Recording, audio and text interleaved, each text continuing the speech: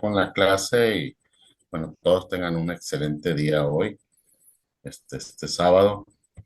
Sé que se la han pasado viendo el mundial, ¿verdad? Han disfrutado de los partidos. ¿O no son futbolistas ustedes o qué? No, Dios los perdone, pues.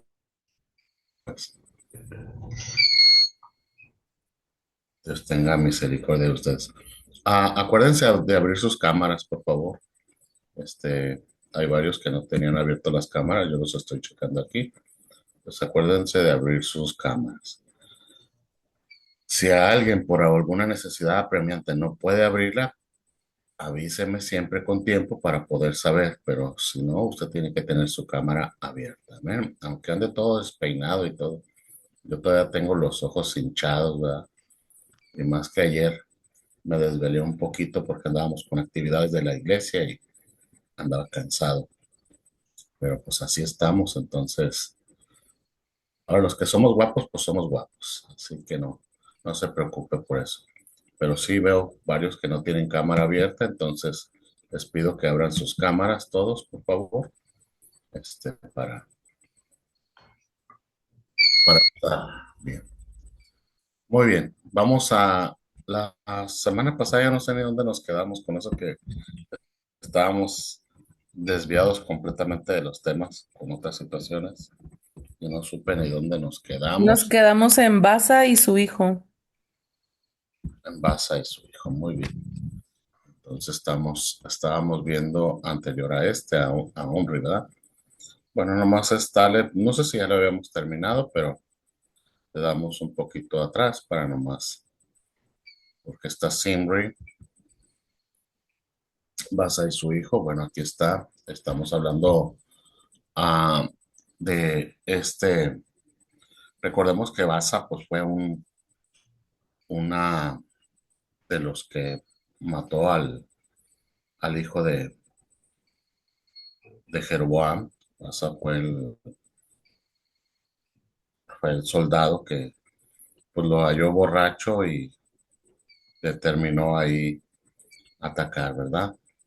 Atacar al hijo de Jeroboam y este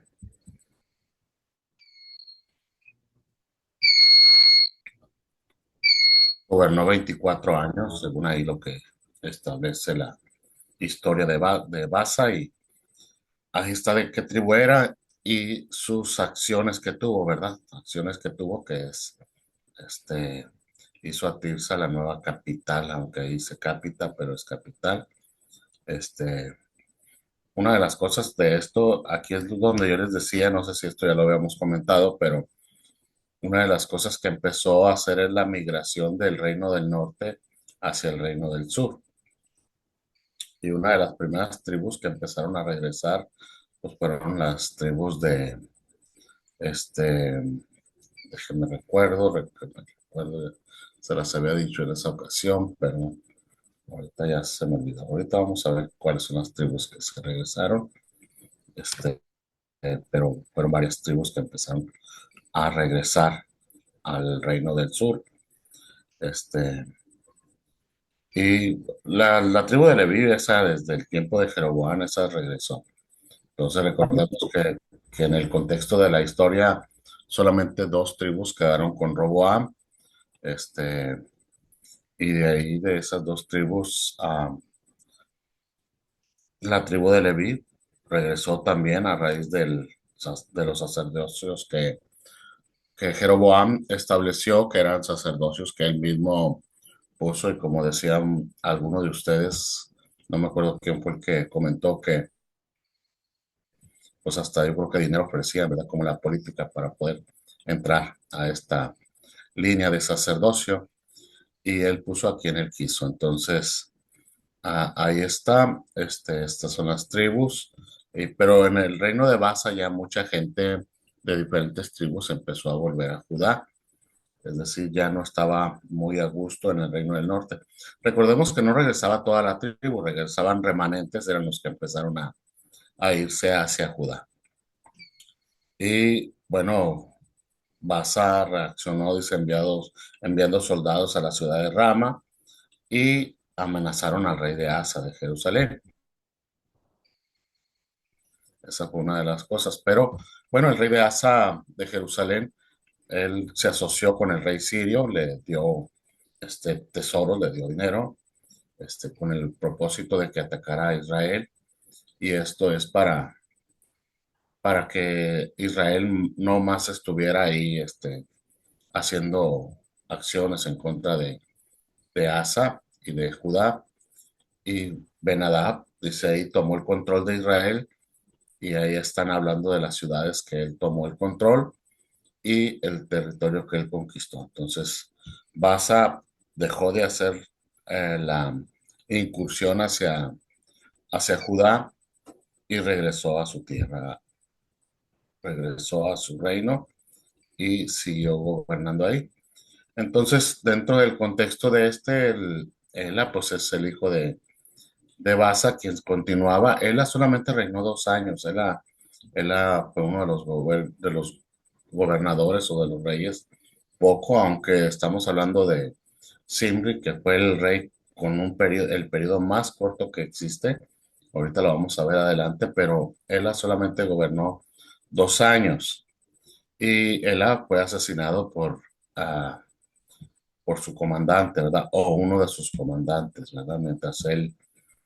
Mientras el ejército estaba peleando contra otra nación, pues Simri se emborrachó, se quedó como siempre vemos en el contexto, los reyes en el Antiguo Testamento iban mucho, o los reyes en la historia, ¿verdad? En el transcurso de la historia, vemos incluso a Alejandro Magno y vemos a muchos hombres, muchos reyes. Siempre la mayoría de los reyes iban a la pelea, siempre, siempre. Y sí, hay situaciones donde los reyes se quedaban en casa y lo vemos en el caso de David, que fue una de las situaciones. Y el quedarse en casa, pues les afecta, les afectó de una o de otra forma. En el caso de David, su pecado. En el caso de Ela, pues él simplemente se quedó y se empezó a emborrachar. Él empezó a tomar ahí en una casa, en la casa de uno de sus siervos. Y ahí, mientras él estaba emborrachándose, pues llegó Simri, aprovechó la oportunidad y lo atacó, lo asesinó. Entonces Simri ocupó el trono, usurpó el trono y se estableció como rey, mientras el ejército estaba siendo o estaba peleando contra otra nación. Entonces Simri aprovechó la oportunidad para establecerse como rey. Pero pues esto la gente no lo aceptó, ni el pueblo lo aceptó, ni los militares lo aceptaron. Prácticamente fue un golpe de estado que hizo Simri. Y ahí termina la dinastía de Baasa. Todo esto termina porque veamos ciertos aspectos. Por ejemplo, en el capítulo 14 de Israel habla sobre la profecía hacia Jeroboam. Este, el profeta Ahías le da si mal no recuerdo es el profeta Ahías, le da la profecía tanto a él como a su esposa, la muerte de ellos, cómo iba a ser, que iba a ser, su generación iba a desaparecer completamente, iban a ser todos asesinados.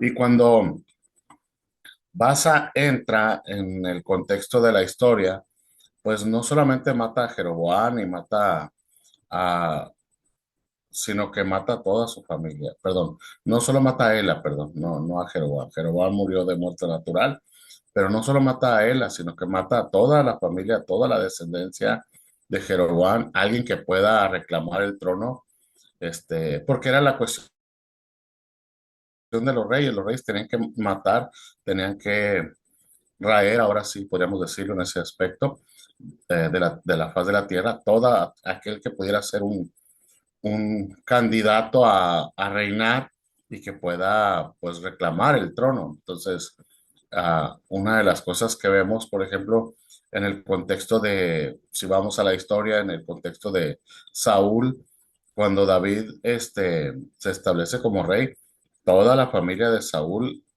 fue aniquilada. No lo vemos en la historia así real, pero lo vemos en el contexto cuando este,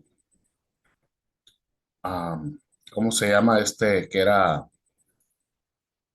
de Jonatán?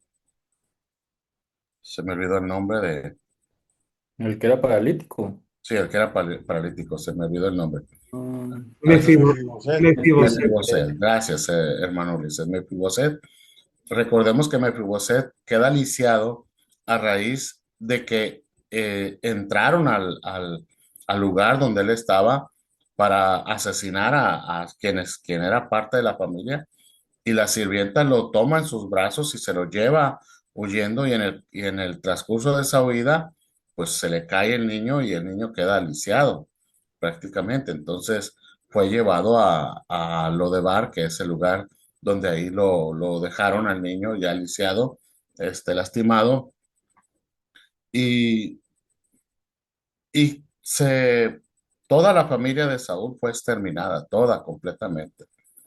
Entonces, esa parte de la historia es la que a veces nosotros perdemos de vista, pero era parte de la realidad de todo rey, porque hablamos de David ya posteriormente, años, cuando ya él estaba establecido en su reino. Él habla de hacer misericordia, dice: todavía habrá alguien de la casa de Saúl a quien yo pueda hacer misericordia, y le hacen ver que sí hay un joven que está lisiado, que no puede caminar, que no puede moverse, y le indican dónde está él. Entonces, David hace misericordia, y David establece una vez más a este joven.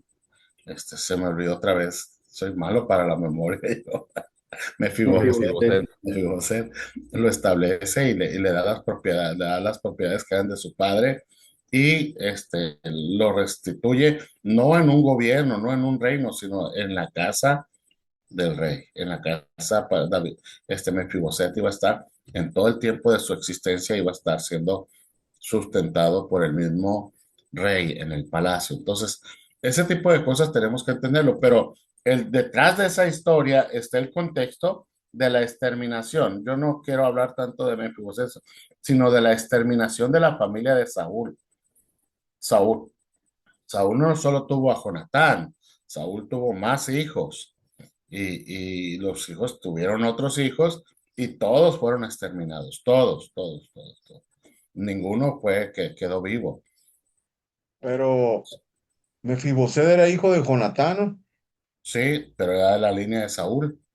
Recordemos que no solamente mataban a los hijos, mataban a los nietos, mataban a todo, sobrinos, porque un sobrino, es decir, alguien que tuviera ese parentesco real, podría este, levantarse y proclamar, o sea, pedir, o no, no pedir, sino levantarse y buscar el trono, porque era legítimo para ellos.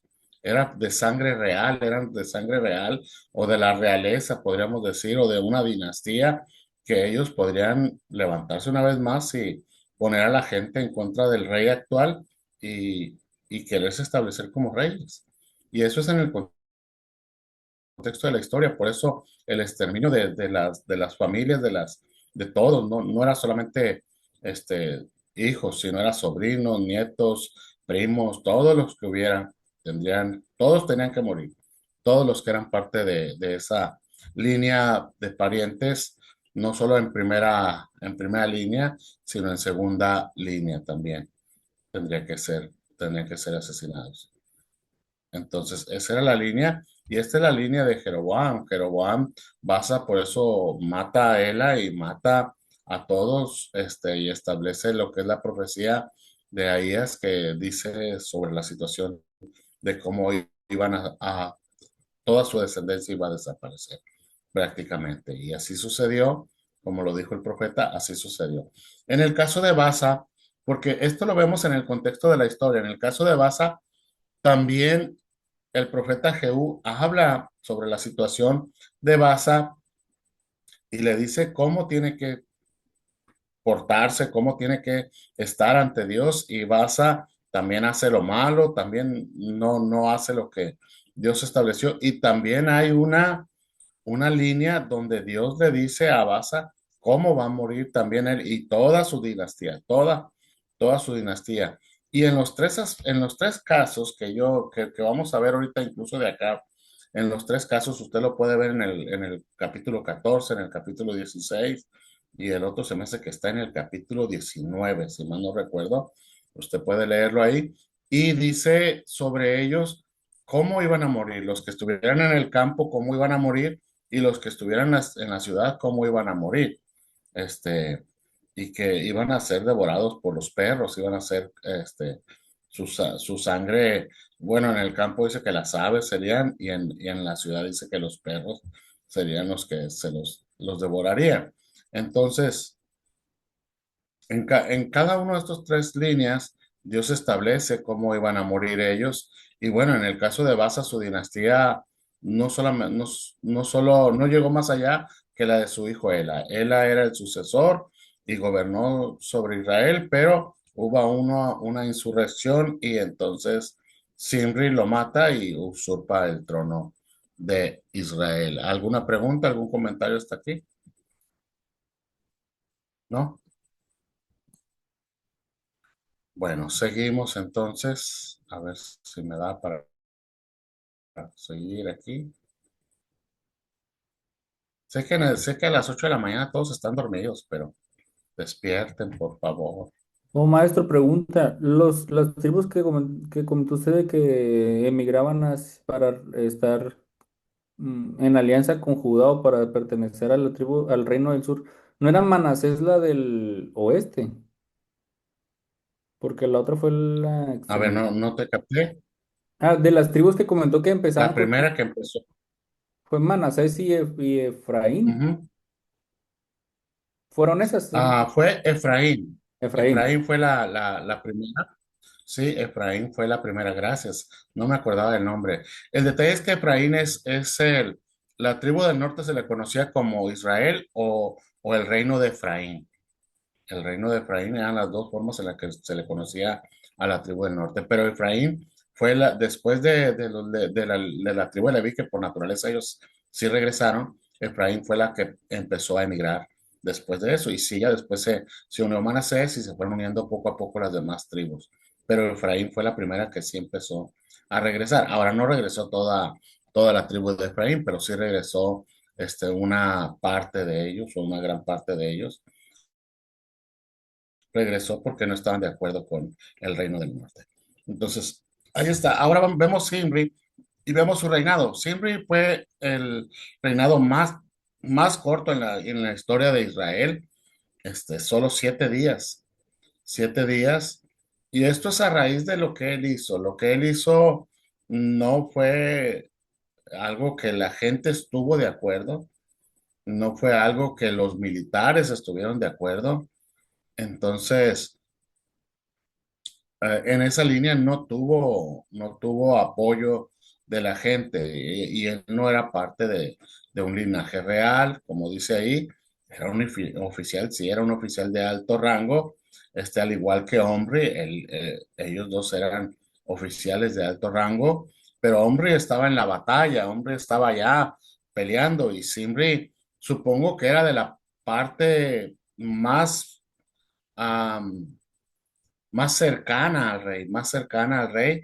Entonces, Henry, pues, en ese aspecto, ah, es lo que hace él, ¿no? Es lo que estar ahí cercano y pues vio al rey borracho y aprovechó para asesinarlo. Entonces, y ahí, como decíamos, exterminó a toda la familia de Baasa, como lo había dicho el profeta, así también él lo hizo, igual que Baasa lo hizo con Jeroboam, Zimri lo hace con Baasa y su familia, con Ela, perdón, ya Baasa ya no estaba, pero Ela estaba ahí y su familia y toda su gente, toda su dinastía fue exterminada. Pero ahí dice, no tuvo apoyo popular ni militar.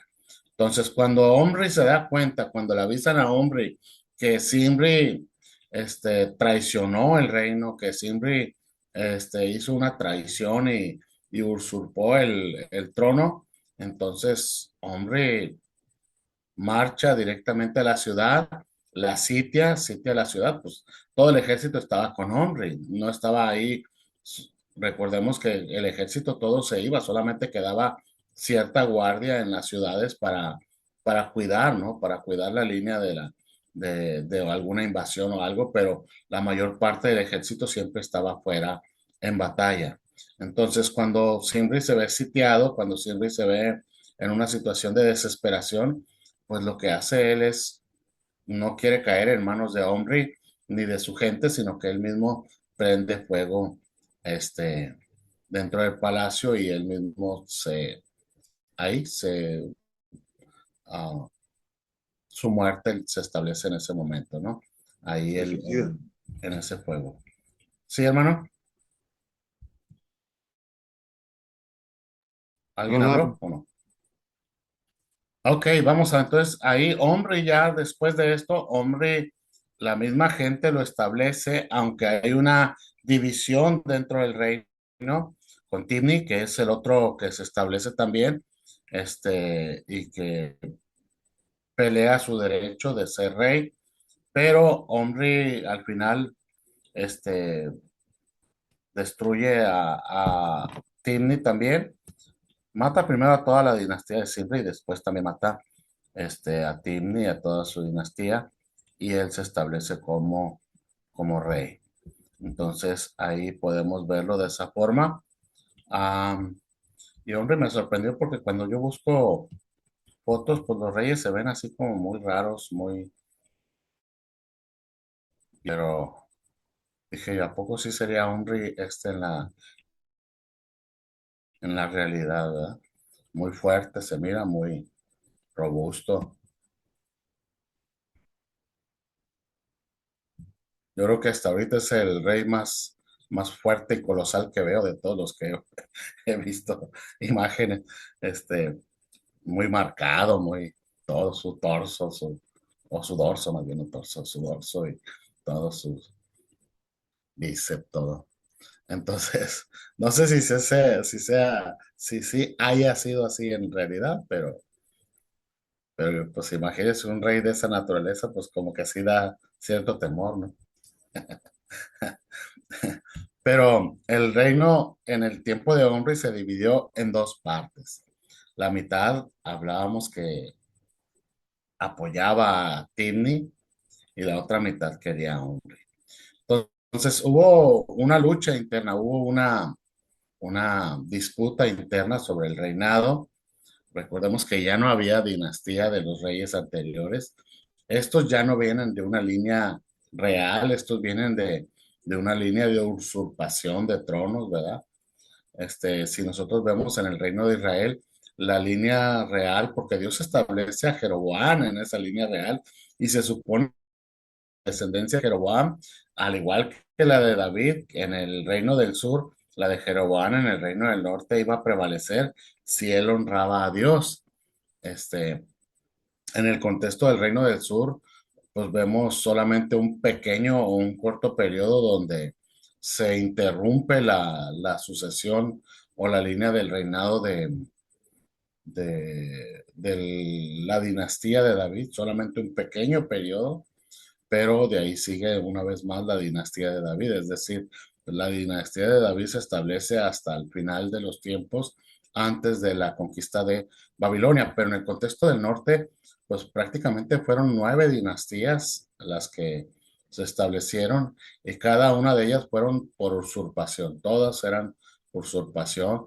Omri en esta línea es una de las dinastías que tiene más realce. Esta dinastía tiene más realce, incluso es una dinastía, son 5, si mal no recuerdo, son 5 hijos los que reinan, es decir, es una dinastía larga en el contexto de Omri. Y pues ahí está una de las historias más sobresalientes del Antiguo Testamento, ¿no? Que todos nos sabemos, que es la historia de Acab y Jezabel. Omri es el padre de Acab y de Jezabel. Y en esta línea, incluso ahorita que vamos a ver acá y Jezabel, ya lo voy a unir al Reino del Sur para ahora ver un poco del Reino del Sur, porque hay una alianza primero hay una alianza entre acá, con acá, con los fenicios a través de Jezabel, pero también hay una alianza con el pueblo de Israel y lo vamos a ver ahí, cuál fue la forma de la alianza. Entonces, en este aspecto, en el tiempo de acá, era Josafat quien reinaba, y aunque Josafat hizo lo bueno delante de Dios, pero cometió un error grave, y es hacer alianza con acá. Entonces, vamos a verlo de esa forma, pero ahí está, ¿verdad? Entonces, después de 6 años de lucha, Timni murió, entonces Omri reinó sobre todo Israel y reinó por 12 años. El reinado de Omri fue de 12 años en todo Israel. Es decir, estamos hablando de una lucha, de una disputa interna de 6 años y 12 que reinó él. Entonces, ahí estamos hablando de 18 años aproximadamente, el reino de Omri.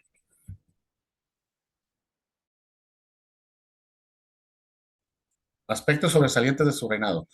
Dentro de la dinastía de este personaje, hay muchas cosas muy interesantes,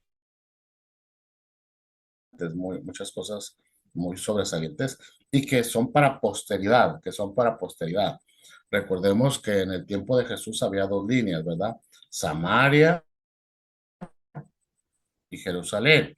Son las que se destacan más, dos ciudades. O edificó la ciudad de Samaria, que fue una de las ciudades que ya en el contexto de la historia se establecieron, y la hizo capital del Reino del Norte. Por eso se acuerdan que siempre había una disputa entre los samaritanos y los de Jerusalén, ¿no? Ahora, en el contexto de la historia, esto es porque los samaritanos, o la línea de lo que era el Reino del Norte, es una línea que para los judíos fue contaminada en el contexto de tener ahora sí que, no sé, podríamos decir criollos o algo así, podríamos decir, o en el caso eh,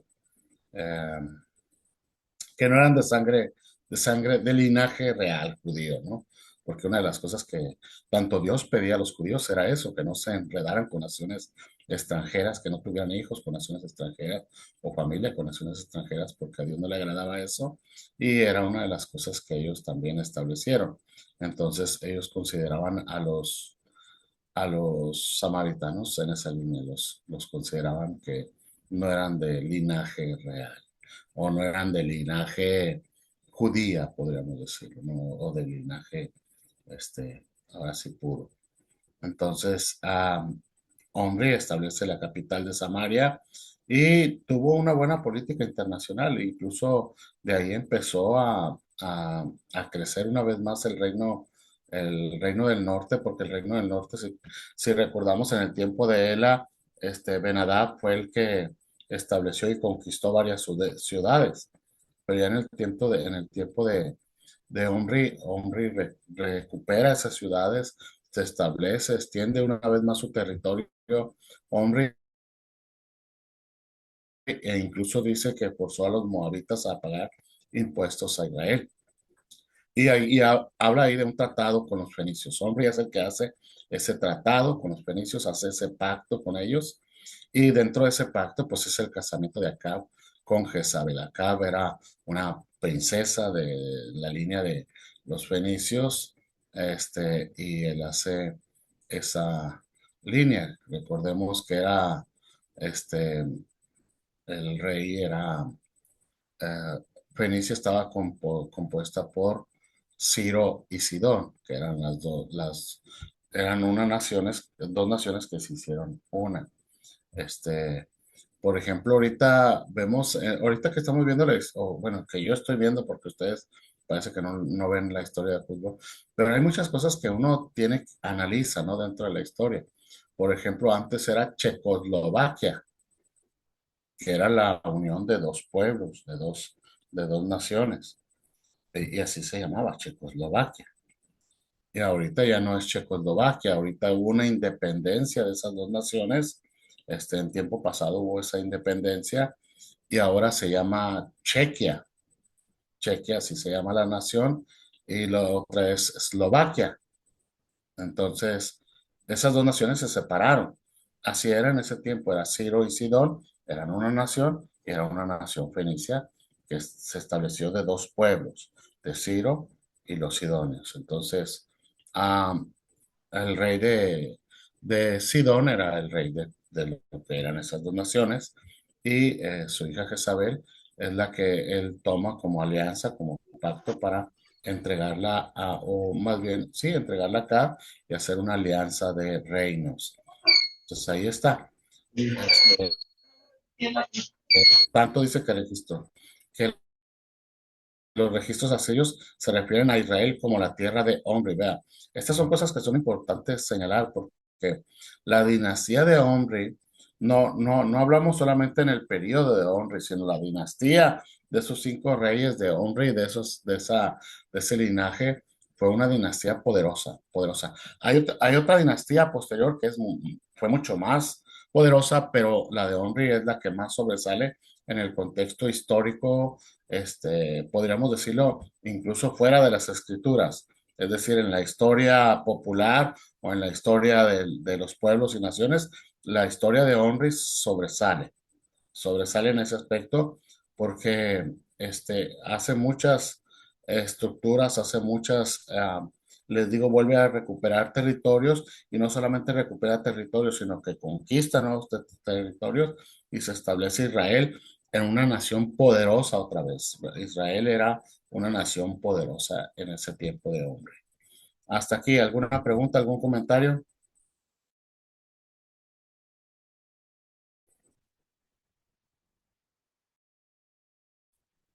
No. Bueno, Dios los perdone. Y aquí entra su hijo, acá dije Jezabel, ¿verdad? Que esta es de las historias más conocidas que nosotros tenemos en nuestra memoria, ¿verdad? Este, incluso ya ve que se habla del espíritu de Acab y del espíritu de Jezabel, y en esa línea se habla mucho, y bueno, sí fueron dentro de la dinastía de los reyes de Israel. La misma Biblia y la misma historia establece esta unión como la más perversa de la historia de Israel. Hermano Ulises, adelante. Ah, Buenos días, pastor. Buenos días. Cuando era más chico, iba pues, bueno, yo escuchaba mucho como,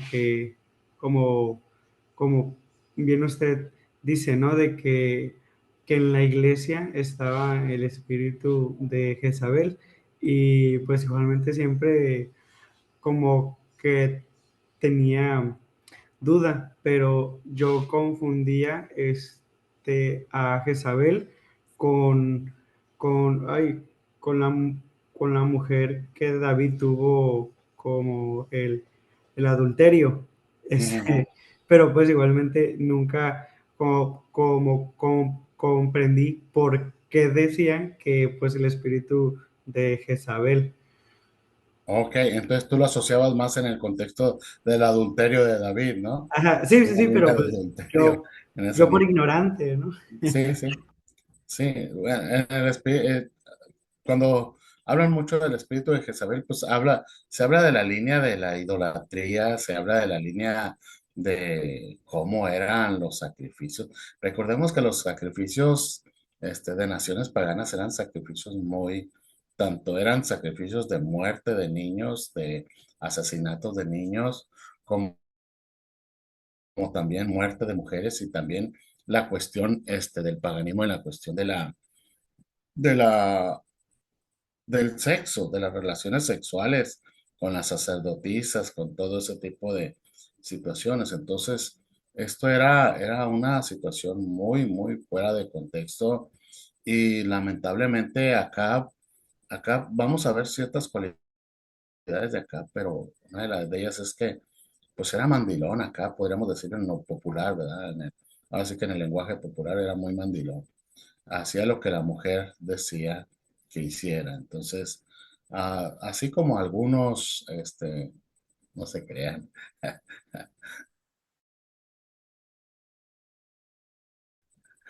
Mire, cuando el hombre escucha a la mujer, cuidado, ¿eh? Adán escuchó a Eva y mire lo que le pasó, ¿verdad?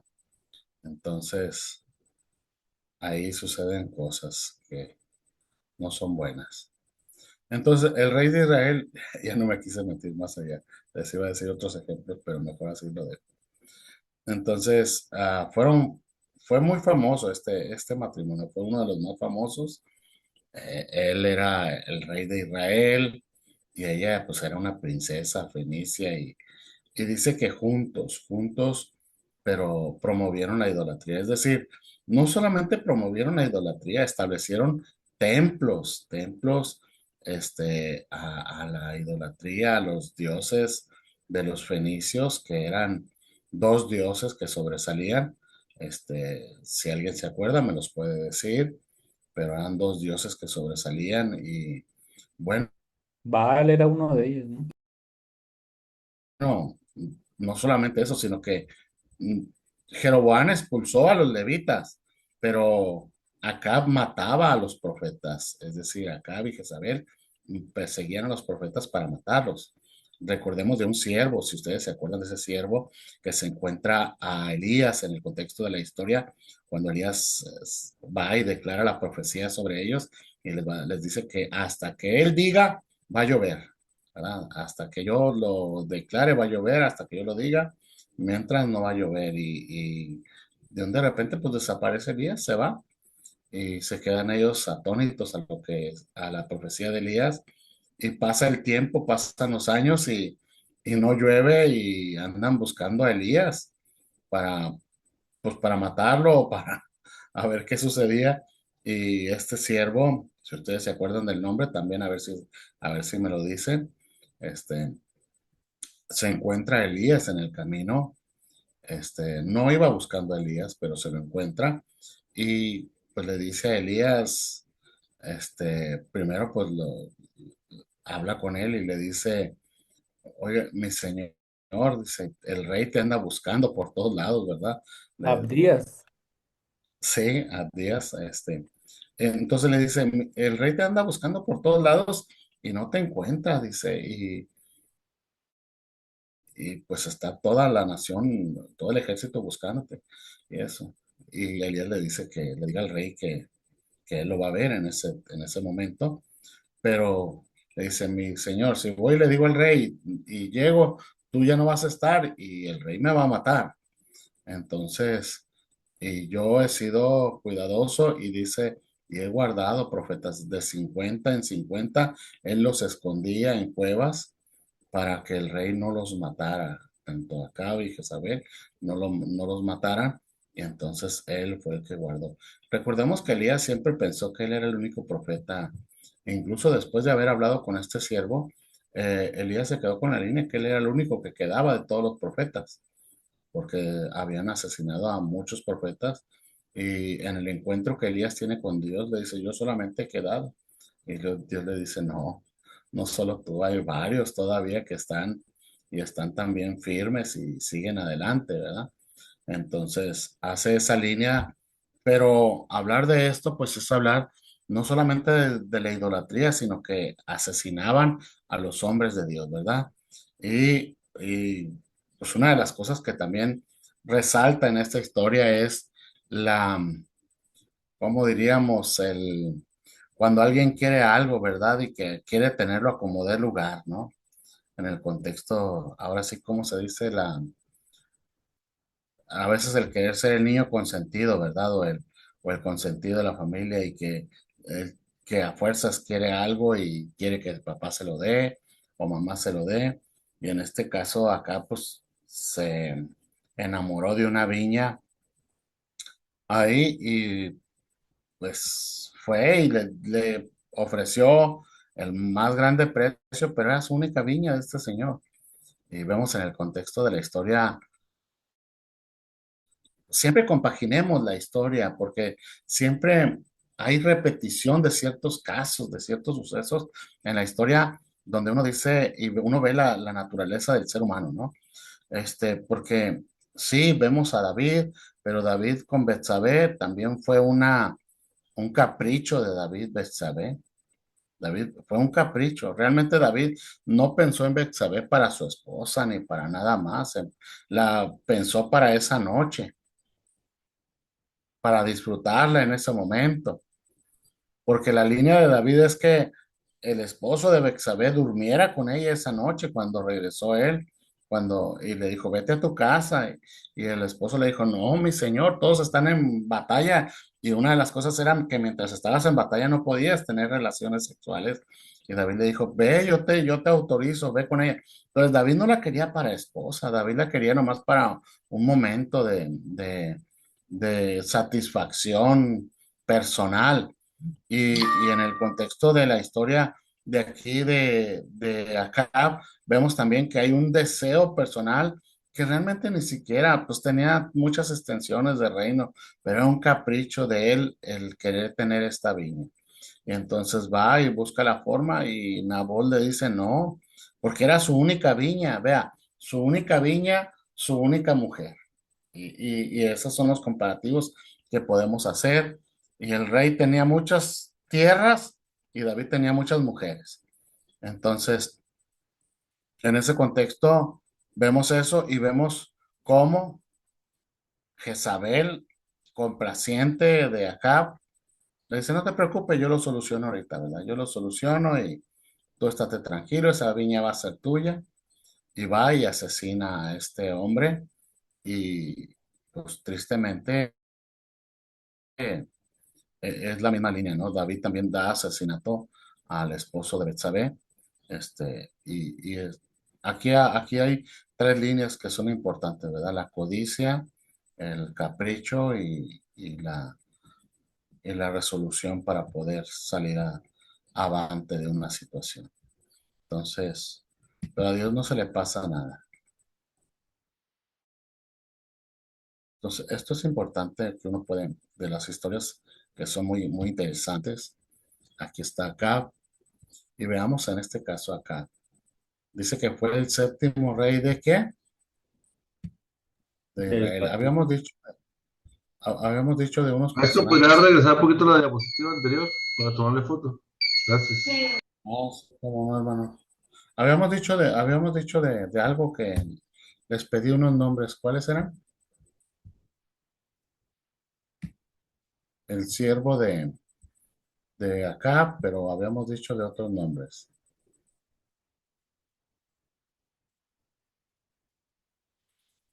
Mm,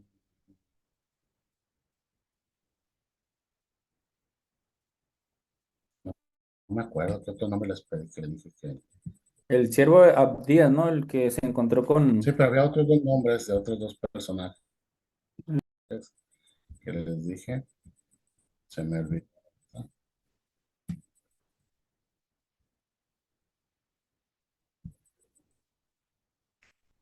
Porque hablábamos de acá y,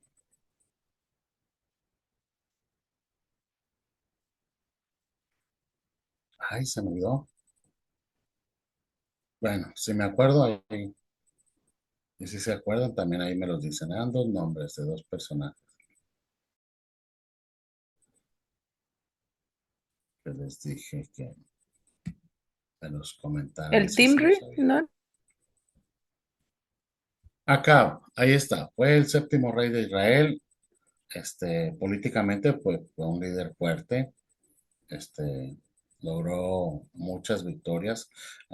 Siempre en el contexto del reino de Israel y el reino de Judá hubo lucha constante, pero en este tiempo de acá hubo un tiempo de alianza, de paz contra el reino de Israel, incluso se juntaron para la batalla ellos y ahí estuvieron este, ah, peleando incluso juntos. Hay una en la línea donde pide a Josafat que hable, que le apoye. Pero Josafat siempre se iba en la cuestión de lo que Dios decidiera, ¿no? De lo que Dios estableciera. Pero acá pues no quería entender, acá era muy, muy acelerado. Am, Ahí dice espiritualmente la Biblia lo describe como un hombre débil, un hombre codicioso. ya lo que decíamos, ¿verdad? La viña de Nabot fue un capricho de él, pues codició esa viña y él anhelaba tener esa viña para él. No sé qué le encontraría a esa viña, supongo que era muy hermosa, pero yo supongo que también tenía muchas viñas, él muy hermosas o tenía muchos campos hermosos, entonces, pero a veces cuando alguien quiere algo y se encapricha con algo, llega a ser hasta lo inimaginable, ¿no? Con tal de tener lo que él quiere. Entonces, y fue sumamente influenciable. Esto de sumamente influenciable, estamos hablando en el aspecto de la mujer. Acab era muy débil en el contexto de la mujer. Acab se dejaba dominar por Jezabel. Si recordamos, incluso en el transcurso de la historia, este, aunque Elías se les enfrentó varias veces a los dos, no sé si se escucha o no, porque me quedé como congelado. ¿Sí se escucha? Sí, se escucha. Sí, Ok. Entonces, en el contexto de la historia vemos esta línea, pero ah, ahora sí que, aunque Elías se les enfrentó en varias ocasiones a los dos, pero si se fijan, siempre habla de Acab, de Acab, de Acab. Elías frente a Acab en el contexto de la historia, pero cuando Jezabel se puso en armas al ver cómo el profeta, incluso esto hace notar la situación de una reacción de Jezabel. No sabemos si ella estaba ahí en el momento del sacrificio, de la confrontación de Elías con los sacerdotes de Baal y de Acera. Eso fue lo que les dije, las dos deidades de, A los dioses. de los fenicios, ¿verdad? Las dos deidades que sobresalían, que era Baal y Acera, eran las dos deidades. Pero a ver, alguien que me diga también cuántos profetas eran los que eran de Baal y los que eran de Acera. Ese también búsquemelo y vamos a ver.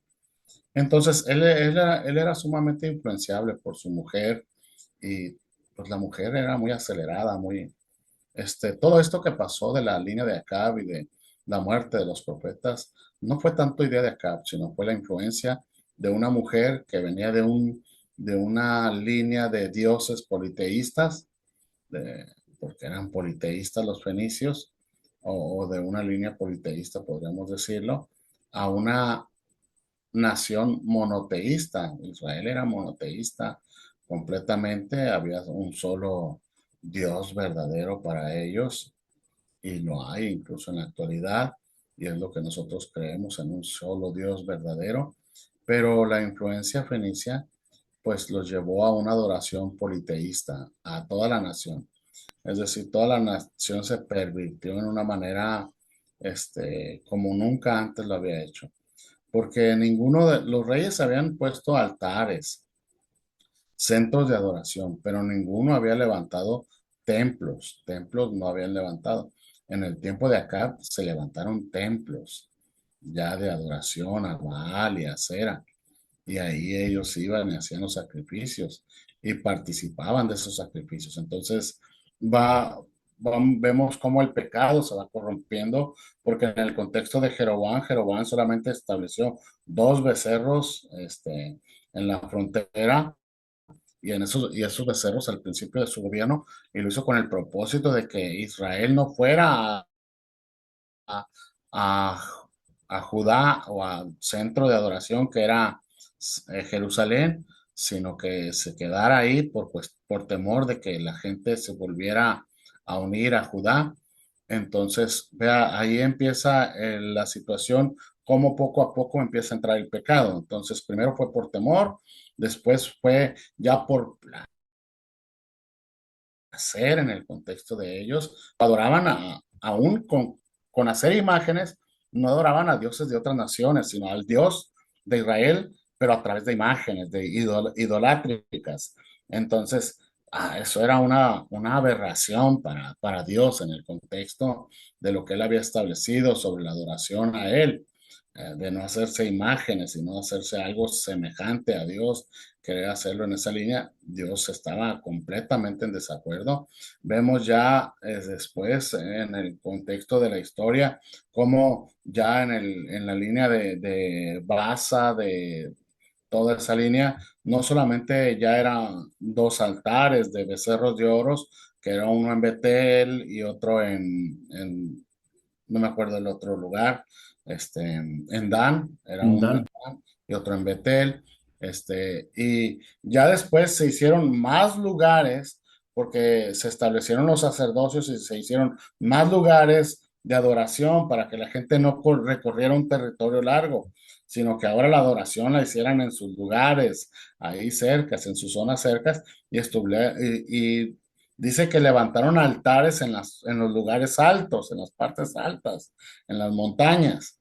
Y ahí fue donde ellos iban y adoraban a Dios. Pero vea, adoraban a Dios en una manera incorrecta, en una forma incorrecta, en una forma idolátrica, pero adoraban a Dios. Pero ya en el contexto de acá, no solamente eran altares, ya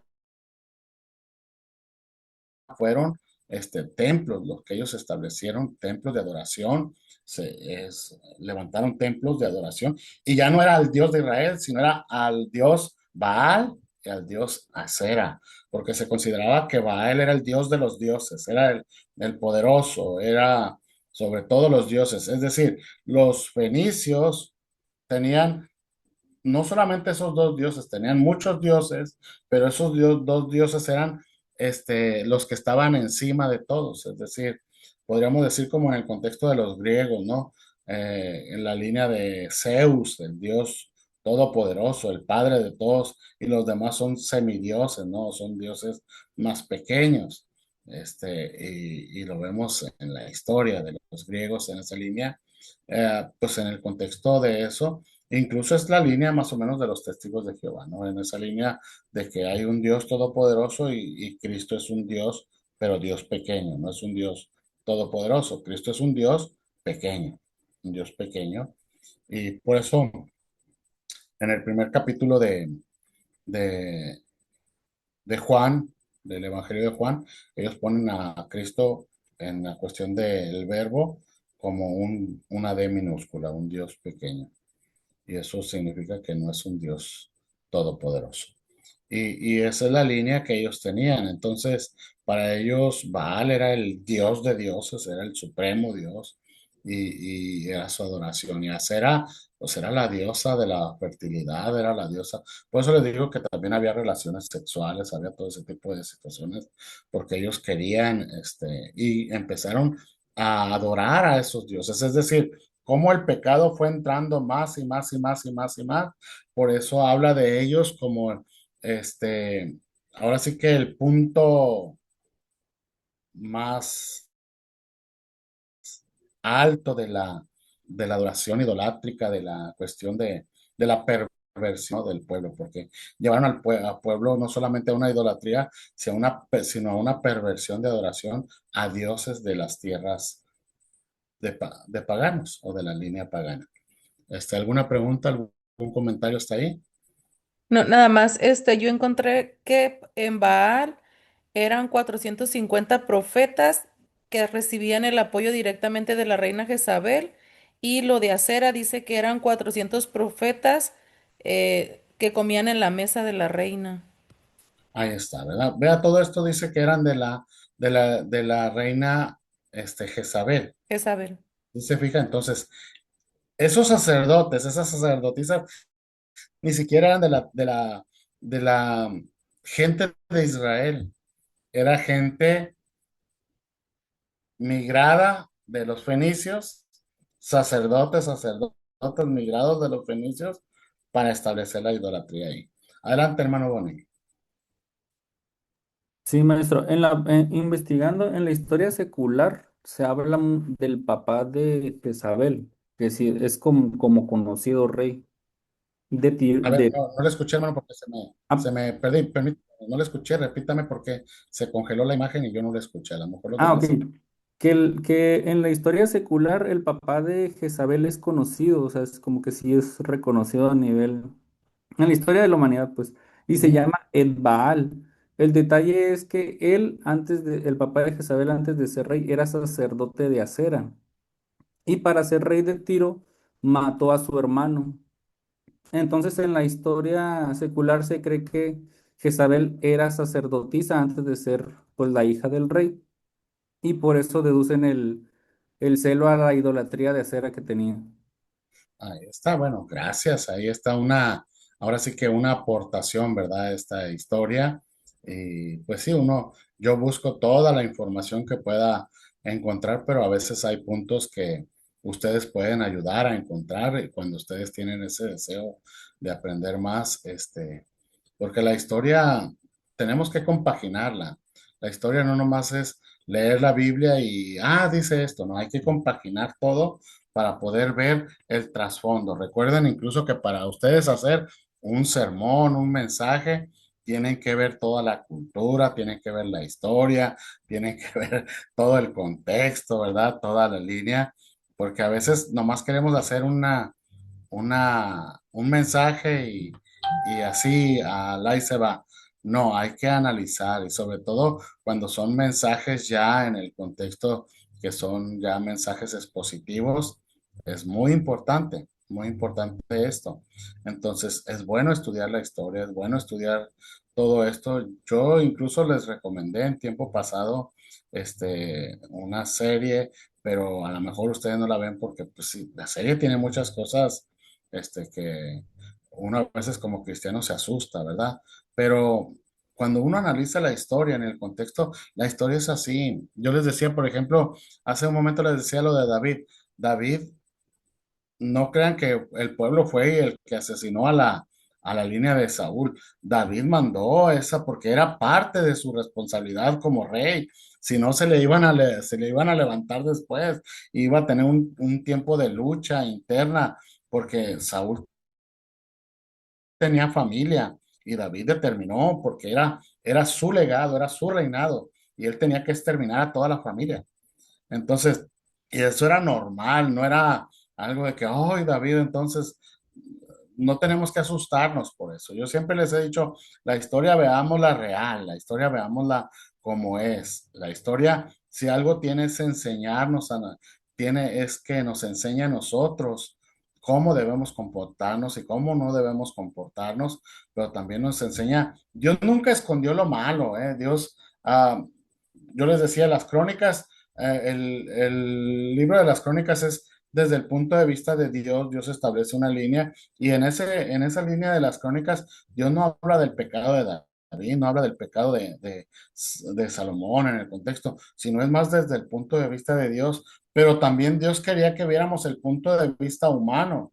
Y por eso Samuel y Reyes están desde el punto de vista humano que nos enseñan las debilidades, los pecados, todo eso.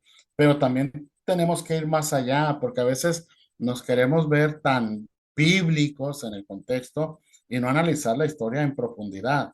Y la historia en profundidad tenemos que verla, tenemos que analizarla. Cómo eran las matanzas, eran de una forma, no crea que se tentaban el corazón o que le decían, a ver, ay, que no te vaya a doler, ¿eh? Porque no, llegaban y con todo. Cuando, Salomón manda matar a cada uno de los que David le dijo que lo hiciera, porque David establece la línea de lo que Salomón tenía que hacer, y Salomón los manda a matar, no creo que era, ay, nomás que no te vaya a doler, ¿verdad? O no, no, llegaban y con todo, prácticamente. Entonces, eso es entender la línea de la historia. La historia hay que verla tal como es, hay que analizarla tal como es. ¿Alguna otra pregunta, algún otro comentario? Alguien que ya diga, ya no quiero saber nada, ya me voy de aquí. Que recuerde que ser santo no es darse golpes de pecho, ser santo es cuidar su vida a pesar de las situaciones. Seguimos con acá. Ya ni se mueve este. Ahí está. Jezabel. Se le ve la cara de pecadora a esa Jezabel, ¿verdad?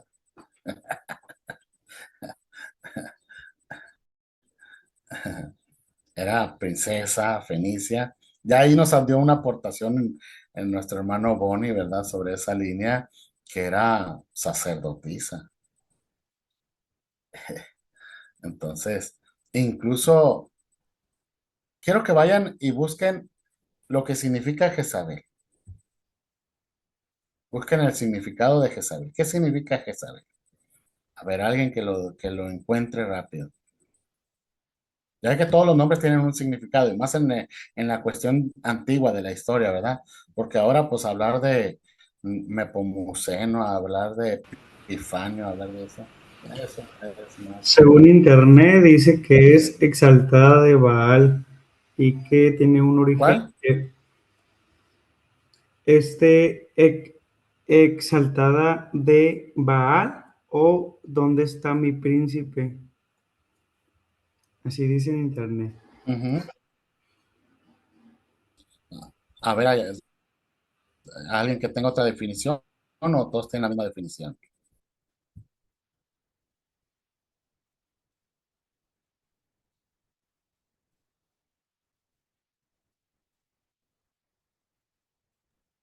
Yo aquí sale otra que dice, ¿dónde está la majestad no exaltada o la princesa no honrada? La princesa no honrada, no exaltada o no honrada, de Jezabel. También otra de la línea de interpretación se habla que ella era, o sea, en la definición de Jezabel se llama la que no se ha casado, o la soltera, o la que no está casada, algo así. No recuerdo ahorita cuál fue la línea, no la puse ahí en mi teléfono, pero habla de eso. Incluso el comentarista habla sobre la cuestión de ella, de que realmente ella no estaba, o sea, la alianza matrimonial que tuvo con Acab no era una alianza de, más allá de una alianza política, de una alianza, de unión de los reinos. Claro, tuvieron sus hijos, ¿verdad? Pero habla de una alianza más allá, porque ella supuestamente, en este contexto, supongo que es la línea que dice el hermano Bonnie, ella era sacerdotisa y es lo que dice ahorita mi hermano Ulises, que habla sobre la cuestión de, este, ah, exaltada Baal, o cuál fue la línea, hermano Ulises. Sí, sí, eso. Exaltada de Baal o ¿dónde está mi príncipe? Exaltada de Baal o dónde está mi príncipe, y hace alusión a esa línea sacerdotisa que dice nuestro hermano Bonnie sobre la cuestión de ella. Y prácticamente yo consideraría dentro de ese aspecto, recuerde que había mujeres que se casaban con los dioses. Usted ve en el contexto de la historia, ¿verdad? Había mujeres que eran separadas, apartadas, exclusivas de los dioses, según en el contexto de la historia. Es decir, tenían esa unión de Dios y el humano. Entonces, supongo que en esa línea va, eso es su posición, ¿eh? Yo no lo estoy diciendo o le estoy acertando que es así, pero hay que a veces tener ciertas líneas y entender un poquito sobre eso. Entonces, supongo que ella tenía ese compromiso sacerdotal con su Dios, con Baal, porque al decir que es exaltada de Baal, es como, podríamos decir, la exclusiva de Baal, ¿verdad? La privilegiada de Baal, la que está ahí. Entonces, por eso ella y el papá de ellas, ¿cómo se llamaba? Hermano Boni, Et según, Baal, ¿dónde? Et Baal, ¿Ex Baal o Ed Baal? Et Baal, Et Baal. Ed Baal, ok. Sí, ahí está. Bueno, ahí incluso está, ¿verdad? Hija de Ed Baal. Ahí está en el en el comentario, en la ilustración que tengo ahí yo. Y era rey de Sidón y de Tiro, ¿verdad? Entonces, esa era la línea, esa era la línea. Y ella era oiga, no era cualquier mujer, era despiadada ella y era dominante, ¿verdad? Y si el otro era, este, complaciente, si era displicente en esa cuestión, pues ella controlaba acá y ella fue la que introdujo el el espíritu o el culto a la idolatría, el espíritu, el culto a la idolatría. Y eso fue lo que llevó al reino a una, ahora sí que a una distorsión completa de lo que era Dios. Ya no, ya el rey, estas dos deidades fueron las que ya se establecieron como las deidades de la nación de Israel. Ya no era el Dios de Israel, Jehová, ya eran la nación de Israel con su Dios Baal y su diosa Acera. Es decir, fue la imposición, fue la religión, podríamos decir, oficial de esa nación. Esa era la religión oficial de esa nación. Ya no había una adoración a Jehová. Supongo que las familias internamente, porque había mucha gente que estaba en contra de esto, internamente hacían su adoración a Dios, a Jehová, pero a su forma, a su modo de creer, no sé. Recordemos en el contexto de Salomón, dice, si mi pueblo peca y dobla rodillas hacia tu santo templo, tú le vas a perdonar. Y dice Jehová, yo les voy a perdonar si ellos doblan rodillas. Y una de las cosas es que la nación, aunque a veces estaba lejos, vemos en el contexto de Daniel, Daniel estaba lejos de su nación y eso, estaba dentro de un pueblo idólatra, pero Daniel ahí en su recámara, ahí en su habitación, doblaba rodillas y lo hacía en dirección al templo de Jerusalén. Lo hacía en dirección al templo de Jerusalén, no era doblar rodillas por doblar, lo hacía en dirección al templo de Jerusalén y él adoraba a su Dios. Entonces, supongo que en el contexto de la historia mucha gente lo hacía de esa forma. Lo hacía temerosa, lo hacía a escondidas,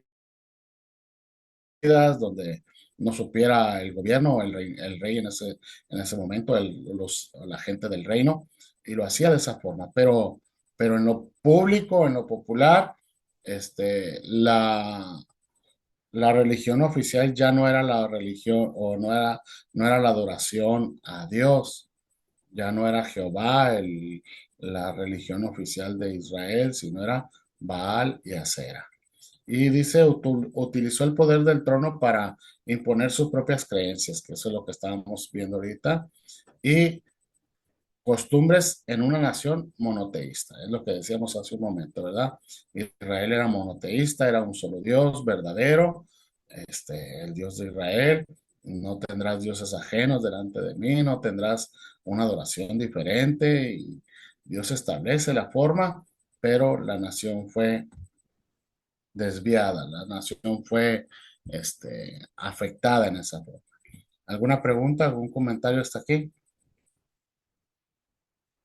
Maestro Buquel, vemos después en Primera Reyes 19 que sí había, bueno, le dice Dios a Elías cuando Elías se andaba huyendo, de que andaba depresivo, de Ujú. que había 7,000 hombres que no habían, bueno, no dice hombres, pero había 7,000 personas que no habían doblado su rodilla a Baal, como usted dice.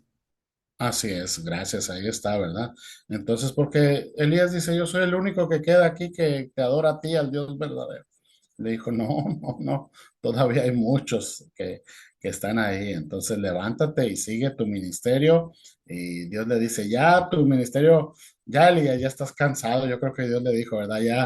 Ya estás, abatido, ya estás, ahora sí que tu ministerio ha sido duro, ha sido difícil, no ha sido fácil, ya te voy a dar descanso. Entonces, vamos a entrar en un relevo y yo te voy a señalar quién va a ser tu relevo para que tú puedas pasar ahora sí la estafeta y pues tú ya descanses. Ahora Elías no descansó de muerte, Elías fue llevado al cielo vivo, ¿verdad? Supongo que transformado, como dice Pablo, ¿verdad? Este cuerpo corruptible se vestirá de incorrupción y Elías así fue. La gente dice, ay, que vamos a tener otro cuerpo. Yo, no, mi cuerpo, aunque está gordito, pero está bonito mi cuerpo, hombre, ¿para qué quiero otro cuerpo? Pero la diferencia es que este cuerpo corruptible será un cuerpo glorificado, pero es el mismo cuerpo. Es decir, si usted muere gordito y es levantado, es resucitado, así va a ser levantado gordito, pachoncito, este, pero con un cuerpo pero glorificado. glorificado. Exactamente, con un cuerpo diferente en el aspecto de la cuestión de que ya no es un cuerpo terrenal, sino es una línea celestial o glorificada. Pero es el mismo cuerpo. Si usted muere feo, feo va a resucitar. O sea, nada de que, ay, es que cuando resucite voy a resucitar blanco. Si usted muere negrito, negrito va a resucitar. No lo dije por ti, Ulises, porque te miras muy negro ayer. Adelante, Ulises. así estamos, no pasa nada. No, ahorita que dijo eso, ya ve que usted, comentó que algunos creen, si Saúl fue al cielo o no. Ujú. Y en la semana estaba leyendo, creo que era en Samuel, o de que dice que cuando Saúl va y consulta A la a- pitoniza. ajá, pues ya que pues, que pues sube Samuel y le dice que el día de mañana Saúl iba a estar con él junto con sus hijos, pero entonces a donde fue Saúl fue en el seno de Abraham. Entonces la respuesta es que pues sí fue al cielo o no. La pregunta sería más bien, ¿no? Ah, sí, sí, sí, sí, perdón. Bueno, digo, me acordé ahorita que pues está hablando pues de cuando estemos allá, ¿no? Bueno, hay dos posturas en el contexto de Saúl. Una postura es que él pues cometió pecado tras pecado y uno de los pecados pues fue ese de ir con la pitonisa, algo que era aberración. Otra de las situaciones es que él mismo se tiró sobre su espada, si recuerdan, en la cuestión de su muerte, él se tiró sobre su espada y Dios no acepta el suicidio en ese contexto. Ahora, eso lo vemos y esa es una postura que él mismo atentó contra su vida para morir y la cuestión de la pitonisa. Entonces, esa postura dice que él no obtuvo la salvación o no obtuvo, sí, podríamos decirlo la salvación, aunque en ese tiempo no estaba Cristo, pero recordemos que en el contexto de Abraham era por la fe en la cuestión de aquel que iba a devenir. ¿No? En el contexto ese. Entonces, ahora, la otra postura es porque él se tira sobre su espada, pero él no se mata a la hora no muere, queda ahí herido, pero no se muere. Entonces, llega un extranjero, recordemos la historia, y eso está no sé si es el primer libro no, el segundo libro de Samuel, en el segundo libro de Samuel es donde está, queda este hombre, no recuerdo de dónde venía, por ahí si alguien lo encuentra sería fabuloso, pero era un extranjero, no era de la línea de Israel, y Saúl le pide a él que lo mate porque pues está desangrándose y pero no ha muerto, Saúl no estaba muerto. Entonces, en ese contexto, este hombre, pues muy complaciente él, va y lo ensarta contra su propia espada, es decir, lo mata y todavía va con David, ¿verdad? Muy emocionado, diciéndole, mira, me encontré a Saúl y ahí estaba el pobre, ahí desangrándose y pues yo, como acción de buena obra, pues yo voy lo que hice fue ayudarle a morir y pues lo maté. Y David dice, ¿cómo levantaste tu mano contra el rey? Entonces dice, sáquenlo afuera y mátenlo por haber alzado su mano contra el rey. Entonces ahí es donde David ya se establece incluso como rey ya firmemente, pero en el contexto de Saúl, la otra línea o la otra postura, podríamos decirlo, es eso, que él sí atentó contra su vida, pero no falleció en ese momento, es decir, no hubo un suicidio.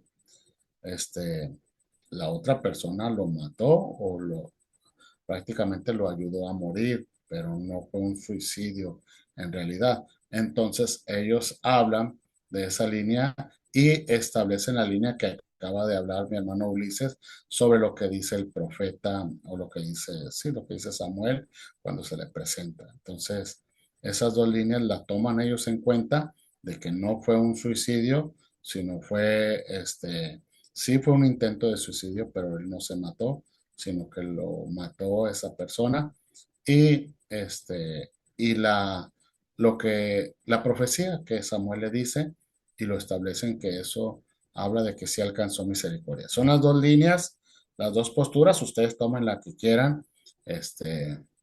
Ah, si me preguntan a mí en lo personal, pues yo no los voy a decir para no ponerlos ahorita a debatir, pero en algún momento les diré. Nada más díganos. Y no decimos nada. Hermano Boni, dígame. Oh, que era Malecita el extranjero, en Ándale, Segunda de gracias. Samuel, capítulo 1. Ahí está. Es una malecita que va ahí en camino y que encuentra a Saúl. Ahora, la cuestión de Saúl es que Jonatán ya había muerto en batalla. Recordemos que esa situación era en batalla, en batalla. Entonces, Saúl no quería caer bajo las manos del enemigo y que lo mataran, porque era muy sanguinaria la muerte. Les vuelvo a decir, la historia es real en el contexto. Entonces, Saúl temía por la forma sanguinaria en la que iba a morir y él decide atentar contra su propia vida. Entonces, esa es la forma. Dentro de la les puedo decir mi línea y de todos modos, al final de cuentas nadie pierde su salvación por pensar en una postura en otra, ¿verdad? De la cuestión de esto. Entonces yo considero, para mí la postura segunda es la más viable, la postura segunda, de que sí alcanzó misericordia.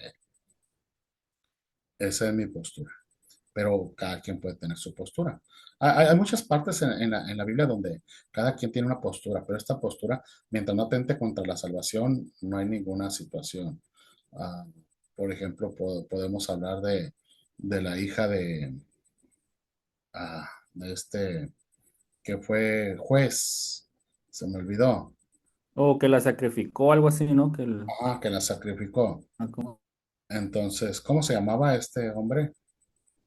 Jefté, me parece. Jefté, gracias, hermano Julio. Jefté, hay dos posturas. Unos dicen que no la sacrificó realmente porque el sacrificio, recuerden que ella pidió a su padre ir con sus doncellas porque no iba a conocer varón y fue con sus doncellas a llorar al monte por la cuestión de que ella ya no iba a conocer varón. Entonces, unos consideran la postura de que ese fue el sacrificio, que ella no conoció varón, es decir, quedó virgen para siempre, ella en el contexto de la historia. Entonces, Jefté no tuvo descendencia. Ahora, recordemos que la descendencia a través de la mujer no era, el hombre siempre, su línea genealógica era a través de los hombres, a través del varón. Entonces, esa postura está, de que no fue muerto, no fue muerta, ella no fue sacrificada, sino que el sacrificio fue más en el contexto de vivir una vida virgen. Ahora, ah, la, la- el pacto de Jefté que hace con Dios es un pacto de Jefté, no es un pacto de Dios. Y esa es la otra postura, es un pacto de Jefté. Jefté no era de la nación judía, recordemos que no era de la línea judía. Jefté era de la unión de una israelita con una mujer prostituta. Él fue el fruto de esa relación. Entonces, Jefté no tenía la cuestión de Dios como principal en la cuestión de su creencia.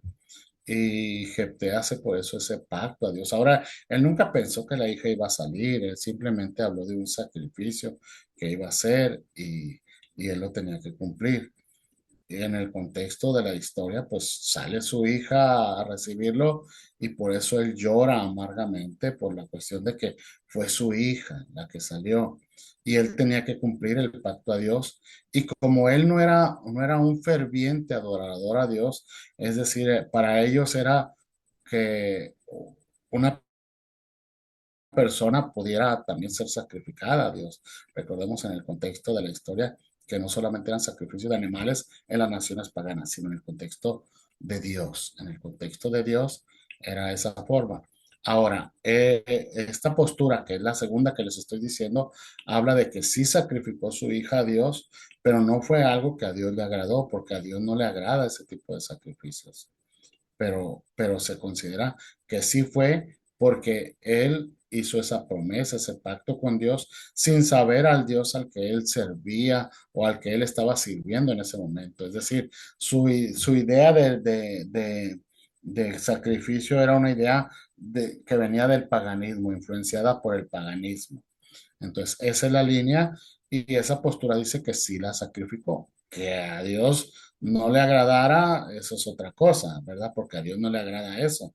Pero él en su paganismo, influenciado del paganismo, él lo hizo en esa naturaleza. Hay dos posturas igual, ustedes pueden tomar la que ustedes consideren, pero al final de cuentas esto no atenta contra la salvación de ustedes. Entonces, pueden tener la postura que quieran, pero sí hay dos posturas. Ok, seguimos. A ver.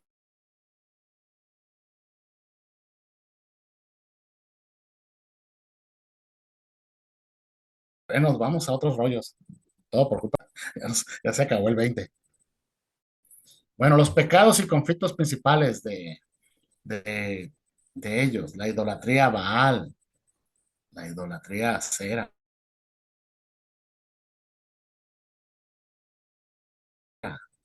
Jezabel dice, introdujo activamente el culto al dios falso Baal y al dios de Acera. Acá no solo lo permitió, vea esto, sino que edificó un templo. Ahí es donde yo les decía, el pecado cada vez más y más y más y más y más. Entonces edificó un templo a Baal en Samaria. Esto quebrantó el pacto fundamental de Dios con Israel. Persecución de los profetas, esa es otra de las cosas. Es decir, no solamente permitió la idolatría, sino que edificó un templo, hizo sacrificios él en ese templo. Recordemos, ya no era el Dios de Israel en una línea idolátrica de la cuestión de lo que hizo Jeroboam y todo de altares paganos, pero una sola adoración. Israel seguía teniendo esa adoración monoteísta a Jehová, pero la forma era incorrecta, era una línea idolátrica que a Dios no le agradaba, pero ellos no solamente fue eso, sino que ahora hicieron a un costado al Dios, a Jehová, al Dios de Israel, y pusieron a Baal como el principal y a Cera, ¿verdad? Son los dos deidades y las adoraron, y no solamente eso, sino que edificaron un templo. Y lo otro es la persecución de los profetas. Jezabel intentó erradicar toda la fe a Baal y asesinó sistemáticamente a los profetas. Esto forzó a muchos a esconderse en cuevas y desiertos para sobrevivir.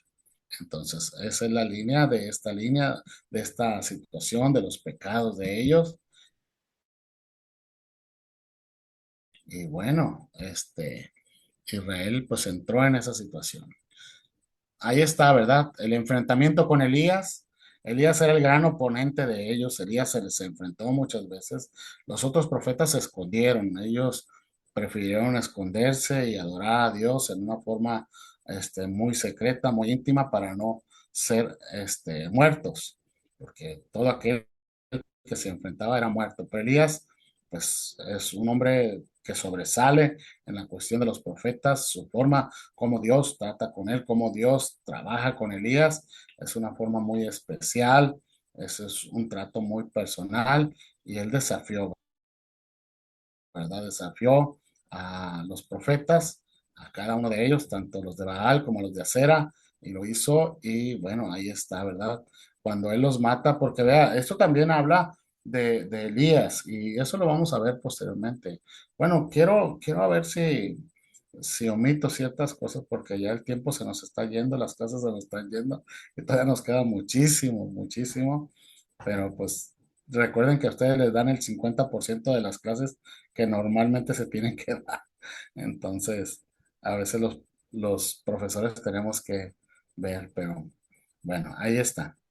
Am, Recordemos que Elías, después de haber ganado esa batalla espiritual, porque fue una batalla espiritual, ¿eh?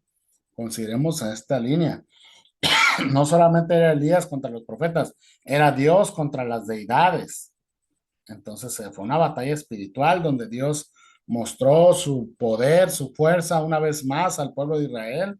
Algo que no había pasado por mucho tiempo, Dios lo vuelve a hacer. Vea, esto es importante porque lo sobrenatural de Dios no se había manifestado, solamente lo vemos en el templo de Salomón. Dios se manifestó y su presencia cayó o bajó al templo y se posicionó en el templo y dice que era tan fuerte la presencia de Dios, ¿verdad? Que no era fácil estar ahí cerca, pero de ahí en adelante, solamente en el tiempo de, pues incluso si vemos la historia en los jueces, sí, Dios hizo grandes cosas como la cuestión del sol, que Dios detuvo el tiempo en ese momento para la persecución de aquellos hombres, pero así algo que el pueblo viera así realmente sobrenatural, pues yo creo que nos iríamos hasta el tiempo de Moisés prácticamente, donde Dios hace grandes manifestaciones de su poder. Y aquí con Elías, Dios también hace grande manifestación de su poder, ¿verdad? En un aspecto fuerte y tanto que el pueblo, una vez más, entre comillas, podríamos decirlo, acepta al Dios de Israel y pues Elías mata. Vea, esto es aquí donde tenemos que entenderlo. No, no dice que Elías mandó matar, él los mató. Él los mató. Y matar 950 profetas, yo no sé en qué momento se le cansaba la mano, pero él seguía matándolos. Y no los mató sino les cortó la cabeza a todos. Pues esta es otra parte de la historia donde tenemos que ver la matanza que hizo Elías. Fueron 950 hombres que él mató, que él asesinó, pero era bajo la aprobación de Dios. Entonces, esto es importante entenderlo. Por eso Jezabel, igual, así como él hizo con los profetas, así yo voy a hacer con él. ¿Ah? Se enojó, dijo, este no se me escapa. Isaías, que estuvo dispuesto a enfrentarse al mismo rey Acab, a los mismos profetas de Baal y de Acera, una mujer lo hizo correr, lo hizo huir. Lo siguiente es, ahí otra de las cosas, es la viña de Nabot.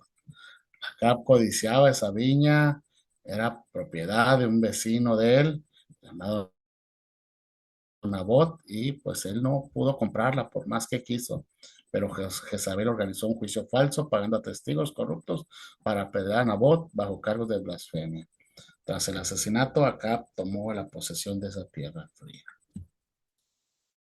¿Algún comentario hasta aquí? ¿Algo que tengan?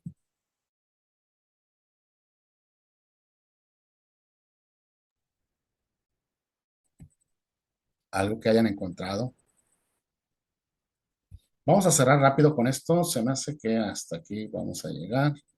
Hasta aquí llegamos. Y si no, pues ya después seguimos. Porque ya se nos fue el tiempo.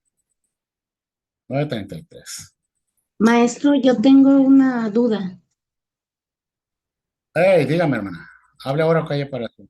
Sí, Duda, tengo una duda, dijo Marcos Witt. ok. A causa entonces de la actitud de Jezabel, es por esa razón que hoy en día yo he escuchado que en las iglesias, por ejemplo, se ora o así por todo espíritu de Jezabel y eso, de que se describa por la Bueno, actitud, por sí, en la línea de la línea, recordemos que Jezabel estaba en varias líneas, la idolátrica, la sexual, hablamos de adulterio, hablamos de varias líneas ahí, y la cuestión también de no solamente eso, sino de los asesinatos, de ese tipo de líneas. Pero cuando hablan del espíritu de Jezabel, más lo hacen en la línea idolátrica y en la línea adúltera. Son las dos líneas que trabaja la gente en ese aspecto. Ahora, hablar del espíritu de Jezabel es una cosa y eso más viene de la línea neopentecostal. Uno no tiene que andar, como diría, expulsando que el espíritu de Jezabel y eso. Uno tiene que predicar la palabra y dejar que Dios sea el que obre en la vida de las personas.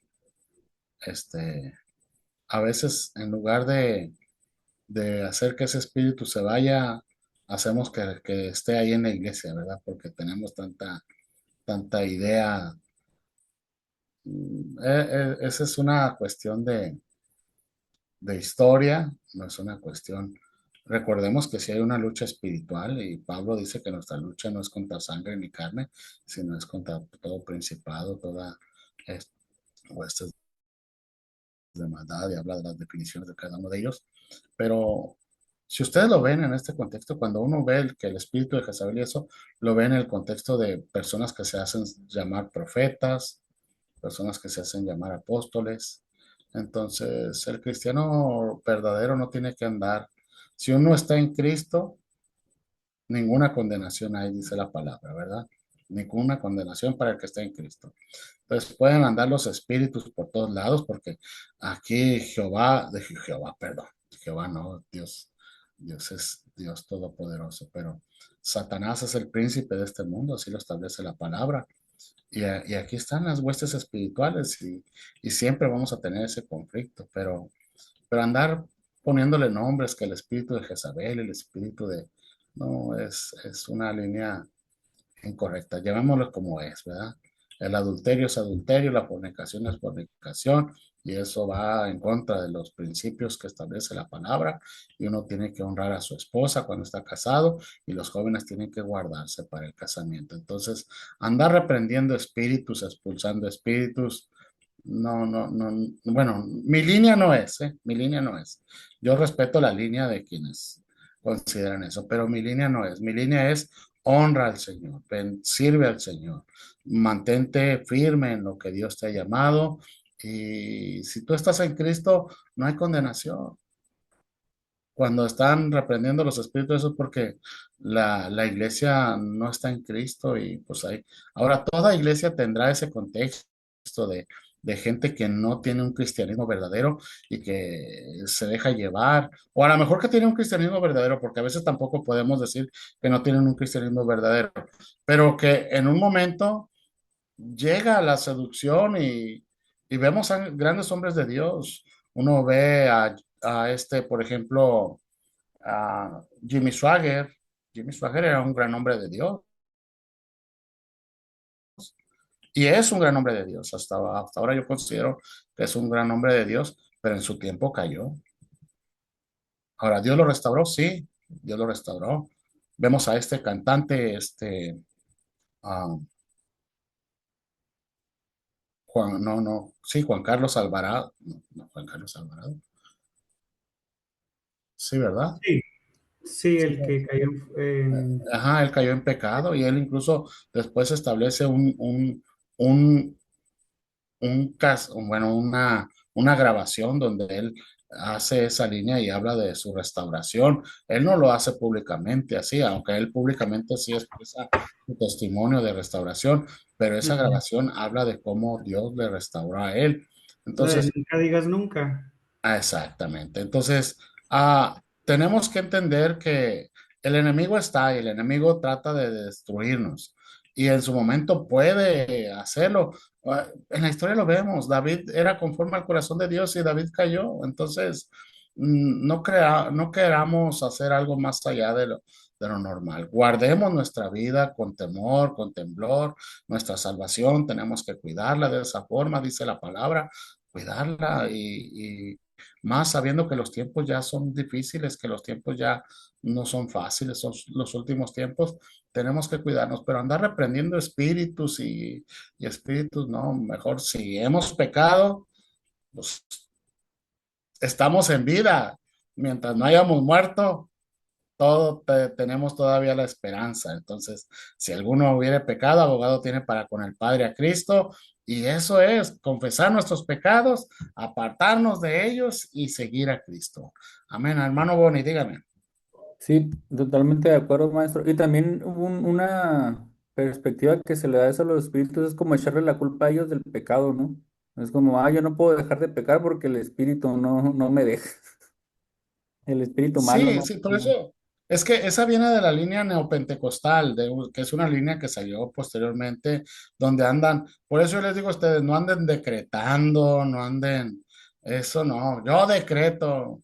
Mira a esta mujer que se le ocurrió a andar diciendo yo no acepto un no por respuesta, cómo Dios la avergonzó.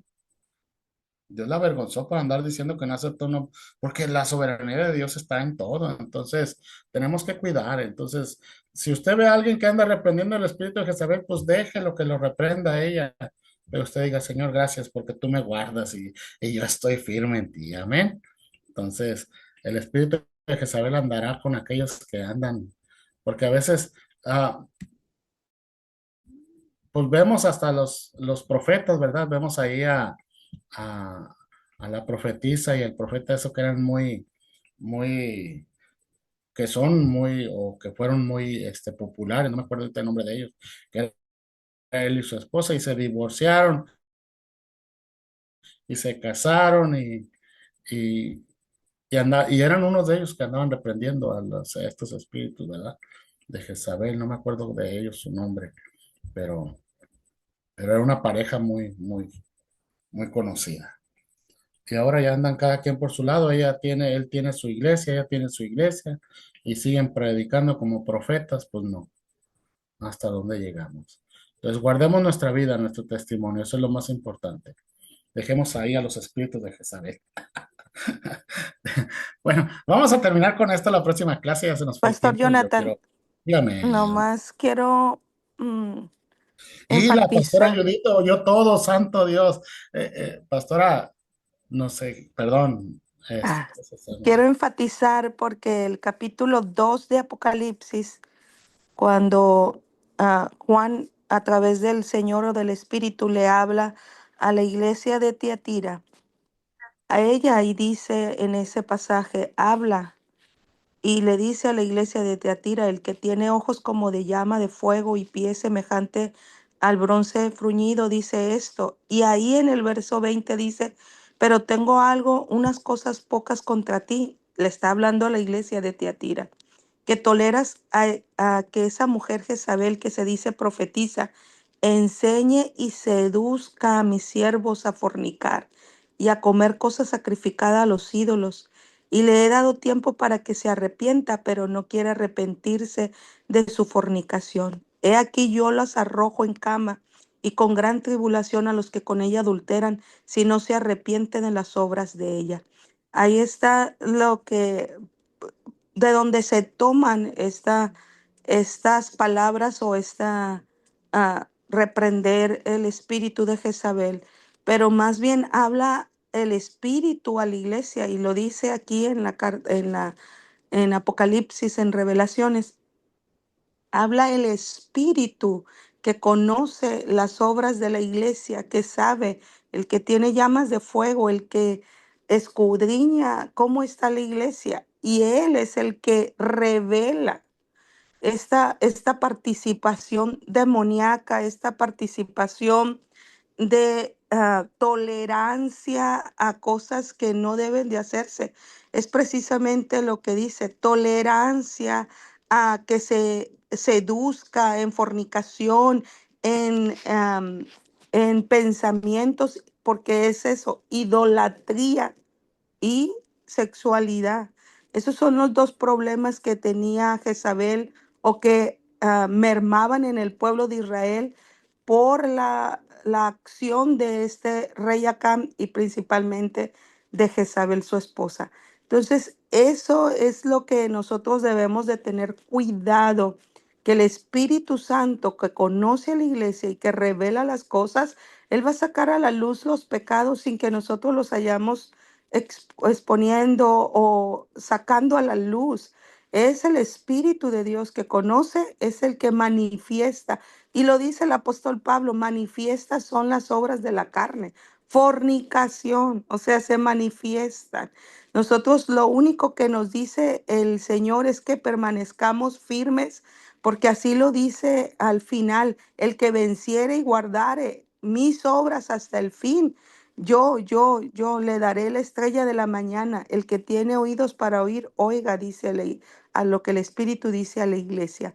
Entonces, lo que nos corresponde a nosotros no es expulsar ni reprender, nos compete a nosotros hacer nuestra labor espiritual y estar siempre alertas de que nuestra vida, nuestro ser, sea controlado por el Espíritu de Dios y no por las obras de la carne, porque ahí es donde caemos en el conflicto de pecados como estos y muchos más, porque el Señor no hace a un pecado pequeño, sino este y muchos más. El problema de este espíritu es que trastorna a los y solapa, porque eso es lo que dice, toleras, solapas, encubres, los tienes ahí para que este problema se siga generando.